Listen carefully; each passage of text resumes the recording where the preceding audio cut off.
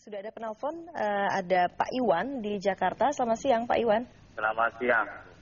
Iya, silakan. Mau bertanya atau mau berkomentar, silakan. Bertanya dan berkomentar sedikit, boleh kan? Iya, silakan. Maksudnya tujuannya apa gitu, menggunakan senjata. Maksud dan tujuannya itu yang, siapa tadi itu yang namanya itu yang pertama? Aditya ya? Aditya. Apa maksud dan tujuannya dia maksud seperti itu? Oke. Menggunakan senjata. Cukup, Pak Iwan? Ya, oke, terima kasih. Baik, terima kasih. Kita ke penelpon selanjutnya, ada Pak Egi di Jakarta. Selamat siang, Pak Egi. Selamat siang, ya Ibu dan Bapak ya. Saya mau komentar sedikit ini, boleh? Iya, silakan. Ya, pertama ya saya ini pendapat sebagai masyarakat awam, kepolisian itu harus menyiapkan regulasi terkait penggunaan dan lokasinya. Terus kedua juga adanya sanksi ya, tegas bila adanya penyalahgunaan atau penunjukan senjata di depan umum seperti yang sering terjadi kemarin ya. Karena bila tidak ya akan mengarah pada kriminalitas nanti perorangan maupun kelompok, begitu loh. Baik.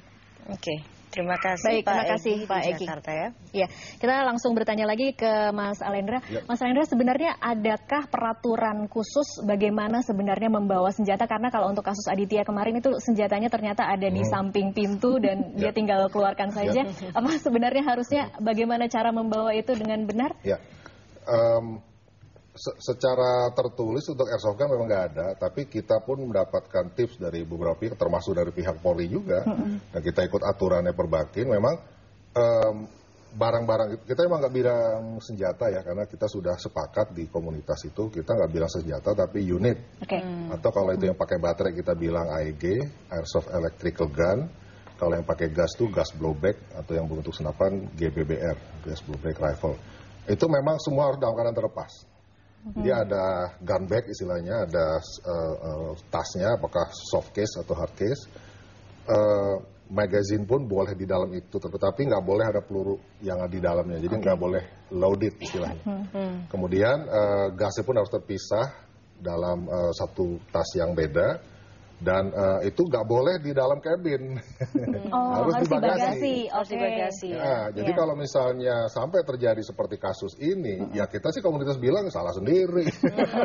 Jadi artinya komunitas juga tidak punya gitu sanksi tertentu terhadap, misalnya kalau memang ini kan bukan kita anggota jauhin komunitas. aja, malas sama Oke, dia gitu. sanksinya sanksi sosial gitu ya. Kalau di Perbakin itu jelas sekali bahwa senjata itu hanya digunakan untuk latihan dan pertandingan. Ya. Tidak boleh digunakan untuk misalnya sambil jalan-jalan ke kafe karena suka taruh di pinggang. Kalau itu menyalahi aturan dan bisa dikeluarkan dari klub.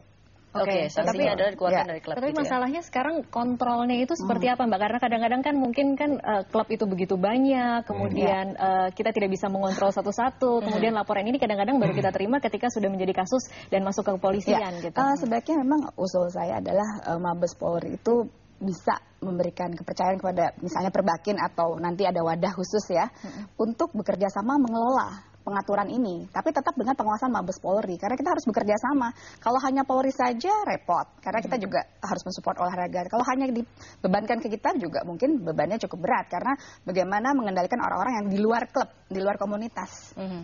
Baik, Kak, sejauh ini kontrol yang dilakukan polisi adalah melakukan razia gitu ya. Ya, razia tapi di mana-mana sekarang kan buka toko airsoft banyak sekali. Artinya Jangan razia hanya tidak- orangnya, tapi tidak tepat tokonya juga sasarannya mungkin tidak di razia. Seperti saya ucapkan tadi, ada orang yang mungkin menjual senjata yang bukan senjata airsoft. Gitu. Oke, kalau dari komunitas airsoft gun sendiri sebenarnya ada keluhan bahwa terkadang razia ini kemudian menjadi berlebihan atau disalahgunakan. Tetapi ketika kita melihat ada kasus-kasus seperti ini, kemudian kita tidak bisa juga menyalahkan karena ternyata juga disalahgunakan kok penggunaannya. Nah, menurut Anda sebenarnya sebaiknya seperti apa? Di kita sudah membuat semacam, karena kalau pemain, terutama istilahnya pemain yang aktif ya, atau yang berada di komunitas, saya yakin orang seperti Aditya itu dia bukan anggota komunitas yang aktif gitu loh. Kalau kita komunitas aktif berarti ikut bermain war Sudah games. tersalurkan gitu ya ininya. Dan kita selalu ketemu di dalam forum, baik di internet maupun secara fisik, kopdar gitu ya. Kita ada beberapa komunitas di situ. Bahkan kalau nggak salah kemarin ada acara Urban Fest di Ancol, parade di Jakarta itu pakai lengkap loh militer itu dapat izin dulu baru boleh keluar. Seperti itu. Baik. Dan kita pun sudah sepakat bahwa dalam melakukan sesuatu itu pasti kita tahu gitu satu sama lain, dan itu saling mengingatkan di situ. Baik, artinya ada tanggung klub jawab dan komunitas. sendiri, gitu ya? Tanggung jawab itu kita termasuk salah satunya, walaupun masih pro kontra di sini. Kalau di Amerika kan wajib pakai orange tip, jadi warna oranye atau merah. Untuk beberapa dari klub gitu pun ya, termasuk klub saya pakai. Mengurangi kemiripannya ya. Ya, walaupun ada yang bilang bisa aja yang beneran merah, cuman niat banget pemain. Tapi kalau pemain airsoft komunitas yang aktif itu kita pasti akan menyayangi itu. Ngapain kita beresiko gitu loh, karena itu harganya nggak murah. Ya, kita benar-benar nabung untuk beli itu, untuk bermain ya. Kalau yang makin mirip kan pasti semuanya pengen difoto loh. Komunitas apa lu pasti pengen foto-foto. Terakhir mungkin dari Mbak Fahira, singkat saja solusi apa kemudian yang sebaiknya dilakukan untuk tetap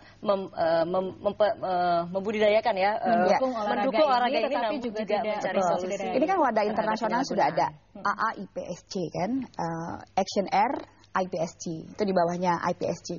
Jadi artinya kan harus kita dukung kan. Nah, tapi KONI juga harusnya melihat ya, gelagat bahwa kalau di Perbakin kan yang kami tampung adalah tembaknya tuh menembak kepada sasaran plat, proper dan kertas. Kalau untuk wargame kan belum ada wadahnya. Nah, coba ini ditampung gitu ya, supaya lebih jelas pengaturannya. Ditambah lagi nanti Mabes Polri lebih cepat lagi mempertegas.